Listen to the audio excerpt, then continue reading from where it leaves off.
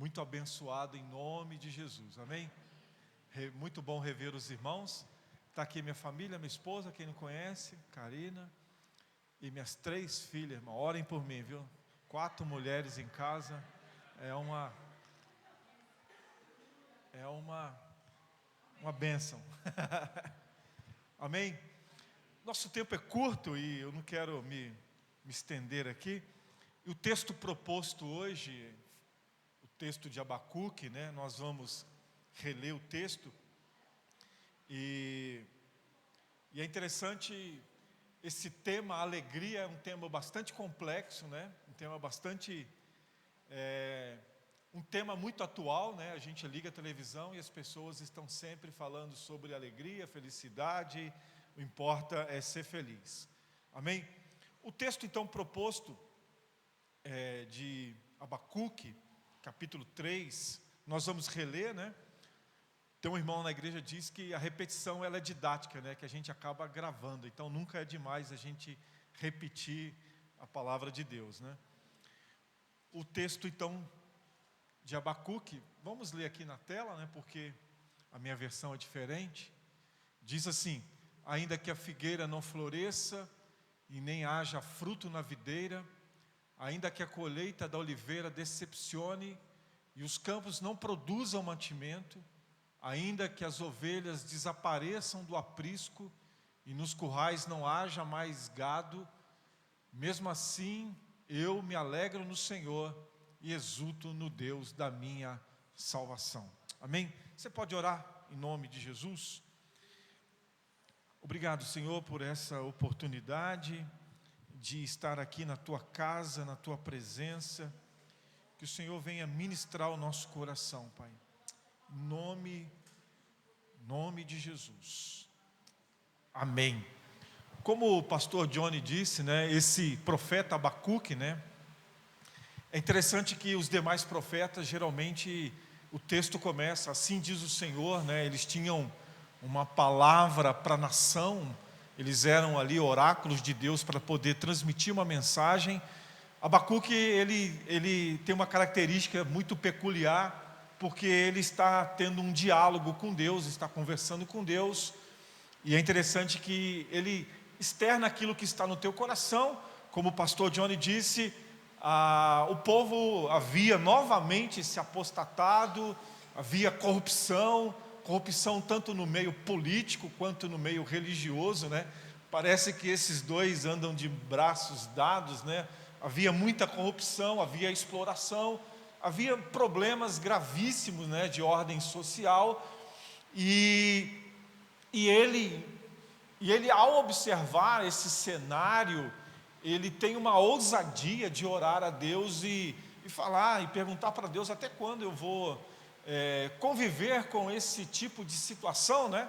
E não foge também dos dias de hoje. Nós estamos também num meio tão corrupto, nós estamos vivendo um tempo tão difícil, e Abacuque ora a Deus, e como o pastor Johnny disse, Deus falou assim: fica tranquilo que eu estou no controle, e eu vou levantar aqui os babilônicos, os caldeus, para poder exercer juízo sobre esse povo, e posteriormente também eu estarei executando juízo também contra esta nação. Então ele fica, como o pastor disse, perguntando: poxa, o Senhor vai levantar um povo pior do que nós, um povo ímpio, para poder executar juízo sobre a nossa vida. É interessante a gente observar que Deus sempre usou, né, de misericórdia com o povo, e Deus sempre orientou o povo para que eles fossem obedientes, né, para que eles obedecessem os mandamentos, e Deus sempre levantou profetas para poder avisar. Mas nesse caso aqui, quando Deus levantava um povo para poder executar juízo através do cativeiro, era a última instância da misericórdia de Deus para poder fazer com que o povo voltasse para Ele e se arrependesse dos seus pecados. Então Abacuque está conversando com Deus sobre essa questão, e Deus então vai dizer que para ficar tranquilo, que Deus vai executar juízo. Então o capítulo 3, ele termina bem diferente. Parece que o coração do profeta agora está acalentado e está cheio de fé, né? Abacuque 2,4 vai dizer que o justo vai viver da fé. Então ele, as suas emoções e os seus sentimentos com relação a Deus, com relação àquilo que Deus vai fazer, ele então, alguns vão dizer que ele era um levita, né? Ele compõe aqui esse capítulo 3 como um salmo, e ele fala esse texto que nós acabamos de ler, e ele diz: olha, eu estou convicto, e eu sei que pode, por causa do cativeiro, por causa do juízo, pode faltar um monte de coisa, e a gente possa passar por, como diz um bom nordestino, por um perrengue, mas mesmo assim, eu vou me alegrar no Senhor. E ele diz: vou me regozijar no Senhor, vou ter uma alegria no Senhor, a despeito da situação que estou vivendo e que vai acontecer ainda, né? Porque aquilo que Deus estava dizendo não era, vai mudar tudo, a coisa vai piorar, mas ele ainda tem uma esperança de se alegrar em Deus, de ter uma esperança no Senhor. Amém, irmãos? Uma das coisas que nos últimos tempos eu tenho orado e observado é que existe um problema poderia dizer assim, no cenário evangélico, porque a alegria das pessoas, as expectativas das pessoas, elas não estão em Deus, mas naquilo que Deus pode proporcionar. Talvez nós não saibamos, mas a alegria nossa, do crente, ela deve estar em Deus, ok? Na contemplação, na admiração, na reverência e naquilo que Deus já fez, né? Tem um canto que diz que o melhor de Deus vai estar por vir. Não, o melhor de Deus já veio e é Jesus Cristo. Então o que eu aprendo com Abacuque é que, se nós ficarmos postergando a nossa felicidade, a nossa alegria, dentro de um planejamento humano e material, daquilo que nós estamos perseguindo e devemos fazer, essa alegria talvez nunca chegue, porque ele está dizendo o seguinte: nós precisamos ter uma alegria genuína em Deus, nós precisamos nos alegrar no Senhor, nossa alegria deve estar no Senhor, em Deus, e isso é possível, amém? Eu lembro que a minha mãe sofreu de uma enfermidade gravíssima, e as pessoas iam visitá-la para orar por ela, e elas saíam de lá consoladas, porque é uma alegria que não se explica. O apóstolo Paulo, escrevendo aos Romanos, no capítulo 14, verso 17, ele vai dizer que o reino de Deus é um reino de paz, justiça e alegria no Espírito Santo. Paulo também, escrevendo aos Gálatas, falando sobre fruto do Espírito, e um dos frutos do Espírito é a alegria. Então o mundo vendeu para nós uma ideia totalmente equivocada, que a alegria está intrinsecamente relacionada àquilo que nós conquistamos, não que isso traga alegria, mas a Bíblia vai dizer que a alegria no Senhor, a alegria que vem de Deus, ela não é circunstancial, amém, irmãos? O apóstolo Paulo, se eu não me engano, quando ele escreve aos Filipenses, ele está numa cadeia, e ele vai dizer: regozijai-vos no Senhor, alegrai-vos no Senhor, e ele está preso. Então a alegria do crente é uma alegria que o diabo não entende, porque é uma alegria que vem de Deus para nós, amém? É uma alegria que não se explica, mas é uma alegria que se vive, amém, irmãos? Outro dia eu estou ficando velhinho, eu estou ficando meio observador, né? E me incomodou muito. Eu levei minha filha numa reunião de jovens, e a reunião de jovens estava assim, num clima, sabe, bem, poderia dizer, um clima bem funeral. Sabe, a reunião do crente assim. Eu falei, tem alguma coisa errada. E eu gosto muito de futebol. E aí eu fui levar minha filha, e do lado estava rolando um campeonato lá, de várzea. E é uma crítica para mim também. E eu vi que o bicho estava pegando lá. Desculpe a palavra, viu, pastor? Que os caras a bola parecia um prato de comida. Eles tiravam a bola e gritava, viu? Valendo nada. E eu percebia o entusiasmo, a alegria de participar daquilo, por uma coisa tão efêmera, tão passageira, que eu particularmente gosto muito, mas é efêmero. E aí, quando a gente percebe alguns cultos nossos, algumas reuniões nossas, a gente não percebe essa vibração, essa alegria, esse entusiasmo, como Davi escreve no Salmo 88, né? Acho que é 88, alegrei-me quando disseram, vamos à casa do Senhor, quão amáveis são, Senhor, os teus tabernáculos, assim como a corça anseia pelas águas, assim a minha alma tem sede de Deus. Então, às vezes, Deus não pode ficar triste, né? Mas poderia usar aqui, na teologia tem uma palavra para descrever um sentimento de Deus que corresponde ao nosso sentimento, mas quando a gente se reúne e a gente não tem essa alegria, essa vibração em Deus, amém? Então Abacuque não muda nada, Deus não promete nada para ele, o quadro continua e a perspectiva era que ia piorar, mas você percebe que Abacuque muda. O pastor Johnny falou uma coisa ontem em Mariporã que é muito interessante, que os problemas internos têm que ser resolvidos internamente. E a gente busca no externo algo um conflito, um problema nosso interno, que precisa ser resolvido aqui dentro, e a gente busca coisas externas para resolver, e a gente acaba não resolvendo. Amém, irmãos? Estão entendendo? Glória a Deus. E aí, para a gente, e eu pensando nisso, sobre alegria, eu me lembrei de Jesus, quando Jesus sobe no monte, lá no capítulo 5 de Mateus, né, o famoso Sermão do Monte, e ali do verso 2 ao verso 12, Jesus começa a falar sobre as bem-aventuranças, né? E ele começa a dialogar e a pregar para as pessoas uma mensagem totalmente antagônica a que a religião e as pessoas tinham como ideia de felicidade.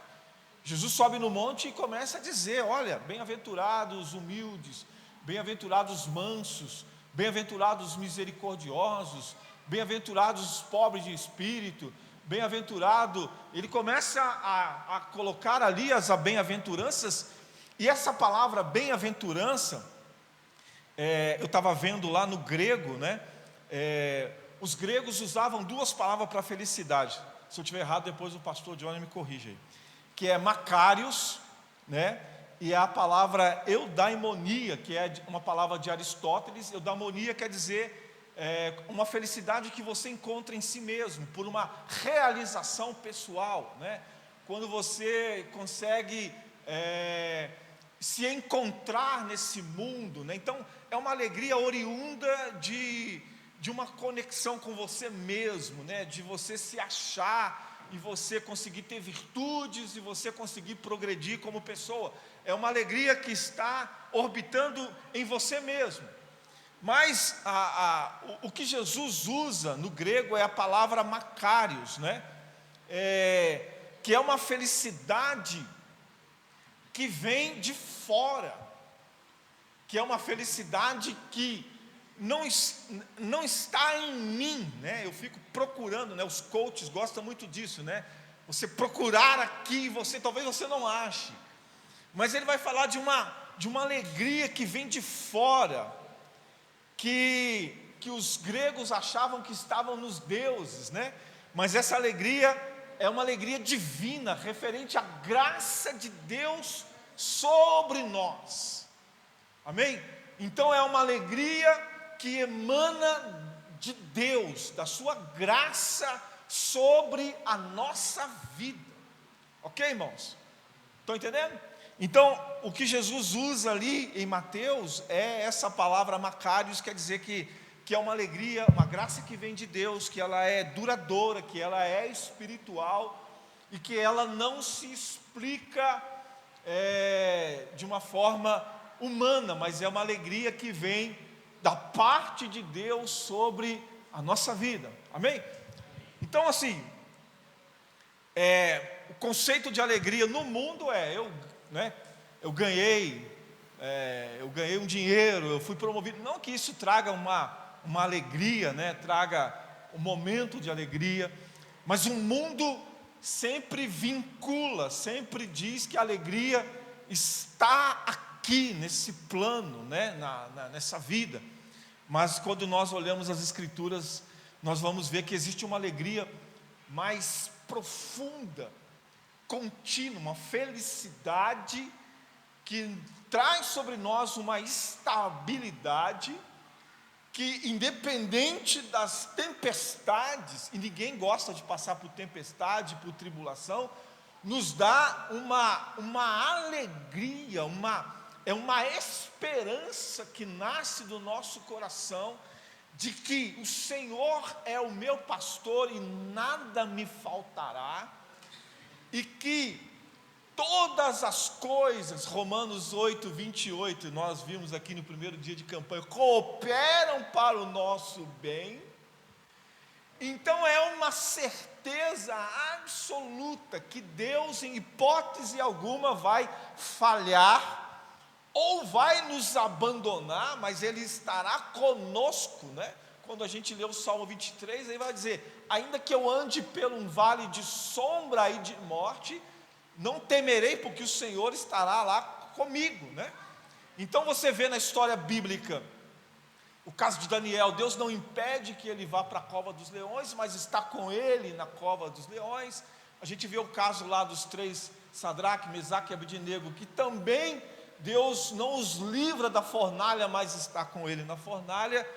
Então é essa graça, essa ministração que Deus faz sobre a vida de Abacuque, que transforma totalmente o seu estado, a sua perspectiva, a sua esperança e também o seu estado de ânimo. Amém, irmãos? Amém. Glória a Deus. Vocês lembram de Paulo, quando ele vai orar e ele tem um espinho na carne, e ninguém sabe o que é esse espinho na carne, e ele fala: Senhor, e ele ora, Deus falou assim: a minha graça te basta, eu não vou tirar isso aí, Então essa é uma alegria que é uma alegria verdadeira, que Jesus ensina e que o profeta agora está vivendo, está presenciando, está desfrutando dessa alegria, que é uma alegria que não está nesse plano aqui, horizontal, mas é uma alegria que está na vertical, que a gente olha para Jesus, autor e consumador da nossa fé, e a gente tem uma esperança maravilhosa, amém? Mesmo que tudo aqui dê errado, a Bíblia diz que Ele foi preparar lugar, para que onde Ele estiver, estejamos nós também, amém? Glória a Deus. Eu lembro que lá na minha igreja, o Brasil para Cristo, lá no estado do Rio de Janeiro, há um tempinho atrás, na época do retroprojetor, quem lembra aqui do retroprojetor? Eu escrevi uma música lá na Transparência, que a música dizia assim: vem amado nosso, precisamos sentir o teu poder. E a canção dizia: ainda que a terra se mude, ainda que os montes se abalem, há um lugar em Deus para mim, amém? Então a mensagem que eu quero compartilhar com os irmãos é assim: estude, trabalhe, se esmere, corra atrás, faça o que você for possível, cuide da sua saúde, mas assim, o importantíssimo é que não use Deus como um meio de conseguir aquilo que você quer, mas Deus precisa ser o fim, amém? A nossa alegria precisa estar no Senhor. Lógico que a gente é fominha de bênção. Quem é fominha de bênção aqui?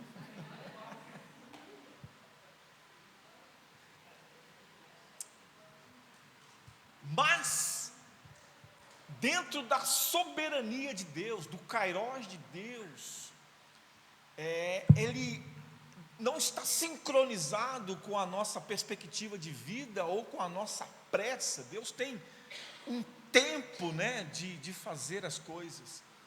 E é importantíssimo que a gente, enquanto espera, a gente não perca a nossa alegria em Deus. Amém, irmãos? Então é essa que eu quero compartilhar com os irmãos, é isso. É possível, e a Bíblia revela que nós devemos buscar essa alegria no Senhor. Amém? Se eu não me engano, o Salmo 46, né, um salmo conhecido, que diz assim, confere aí para mim, que diz assim, o choro pode durar uma noite, mas a alegria vem pela manhã. E a preocupação que nós temos que ter é que o choro, o luto, a tristeza, elas têm que ter um tempo de duração, né? Quando isso se torna crônico, a tristeza se torna crônica, não existe mais alegria. Nós estamos com problemas espiritual. Não é só emocional, mas estamos com problema espiritual, porque o choro dura uma noite, fala de uma periodicidade, de um tempo. Salmo 35, obrigado. Mas a alegria, ela deve voltar, né? A gente deve chorar, lamentar, orar, mas depois a gente tem que não se entregar à tristeza, mas buscar em Deus um renovo espiritual para que tenhamos alegria. Amém, irmãos? E é importantíssimo, porque quando a igreja perde a alegria, nós, né, na igreja pregamos muito sobre a questão moral, porque a Bíblia, os mandamentos são morais, tudo. Mas a igreja perde muito o vigor e a sua produtividade, a sua efetividade, a sua eficácia, quando ela perde a alegria. Um crente alegre, ele faz a diferença na igreja. Um crente alegre, ele é produtivo. Não somente na igreja, no trabalho, né, aonde ele estiver, na família, né, uma esposa feliz, um marido feliz, é alguém proativo, é alguém que é criativo, né? Ele não cai na melancolia, né, naquele sentimento de impotência, porque a tristeza, ela também tira a nossa potência de agir. E quando nós estamos alegres, nós produzimos, né? Um crente alegre é a alegria do pastor, porque ele está alegre. O pastor prega mal, mas ele fala: meu, que mensagem maravilhosa, né? O culto, os irmãos desafinou, mas ele fala assim: que louvor abençoado. É alguém, estou exagerando um pouco, mas é alguém alegre. Agora, alguém que não é alegre, misericórdia, é muito difícil lidar. Se o culto atrasa 1 minuto, é o crente murmurador, é o crente improdutivo. Então, o que nós precisamos, depois você lê em casa esse texto de Abacuque e outros textos, e você vai ver como é importante essa alegria, amém? Mas não é uma alegria circunstancial, amém? Quando Jesus disse das bem-aventuranças, ele ia falar assim: os misericordiosos, está falando de um estado de espírito, né? Os pobres em espírito, está falando de uma pobreza de dependência de Deus, sabe? De alguém que depende de Deus, que sabe que precisa de Deus, está conectado em Deus. Então é uma alegria verdadeira, é essa alegria que a palavra de Deus nos promete. Amém, irmãos? Então, assim, eu não quero ser o mensageiro, assim, o pessimista, né? Mas o pastor Johnny foi muito feliz em dizer ontem, nem tudo vai dar certo, né? Então você vai ser viver aquela gangorra, né? Aquela oscilação, né? Estou fraco, estou forte, estou animado.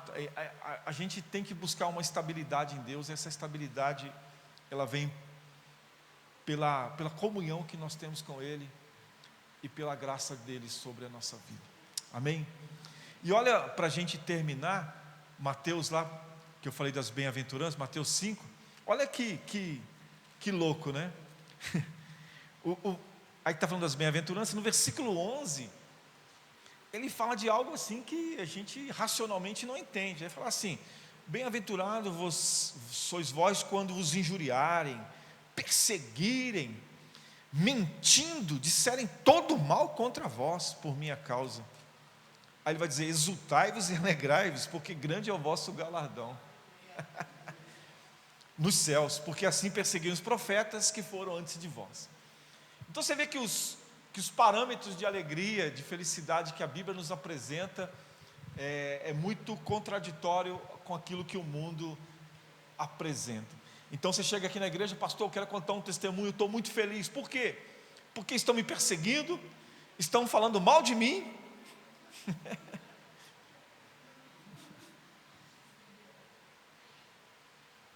Então você entende que quem se converteu de verdade e tem um relacionamento com Jesus se torna alguém muito forte, que não se abala facilmente, né?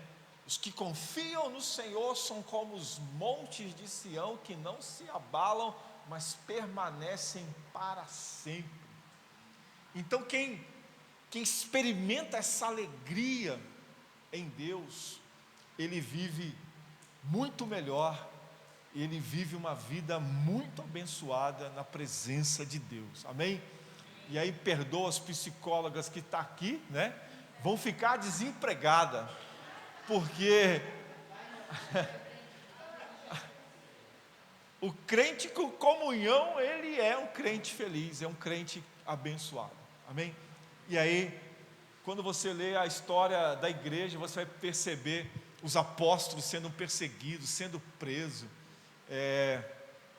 lá no Coliseu, os cristãos sendo colocados lá para queimar, lá para iluminar. E aí você percebe que eles estão cantando, estão adorando a Deus, porque a nossa alegria, ela não está aqui, ela está no Senhor, numa esperança eterna que transcende essa vida. Amém, irmãos? Então, se você está fazendo a campanha, vou estragar a campanha não, tá? Para que você tenha um ano sem problema, não é possível, né? Mas assim, se você está fazendo a campanha para se consagrar, para se aproximar de Deus, e para ter uma comunhão, e para ser cheio do Espírito Santo, aí você vai viver um ano extremamente abençoado. Amém? Você vai olhar, o problema está lá, e aí o problema vai mostrar aquela cara carrancuda para você. Você não vai ficar triste, você não vai desistir. Você fala: não, não, eu estou olhando para Jesus, o autor e consumador da minha fé, e eu tenho certeza que tudo coopera para o meu bem, e eu tenho uma esperança eterna, que no dia que Jesus voltar, ou que Ele me chamar, eu estarei com Ele, vou receber galardão, e eu vou estar para sempre com o Senhor Jesus. Amém? Então, irmãos, os antigos cantavam: essa alegria não vai sair do meu coração. É uma verdade, a gente precisa ter uma alegria em Deus, e Deus fica muito feliz quando a gente está feliz com Ele. Amém? Deus fica feliz quando a gente está feliz com Ele.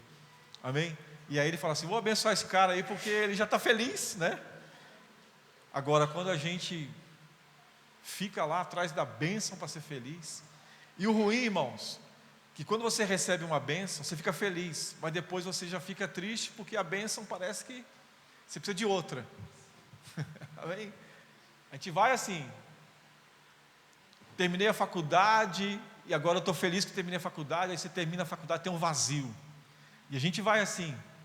Mas quando a gente está em Deus, a gente tem uma alegria de verdade na presença do Senhor. Amém? Que Deus abençoe o seu coração, e que a nossa alegria esteja no Senhor, na sua palavra, e na esperança eterna, que um dia estaremos com Ele para todo sempre. Que Deus abençoe, irmãos, em nome de Jesus.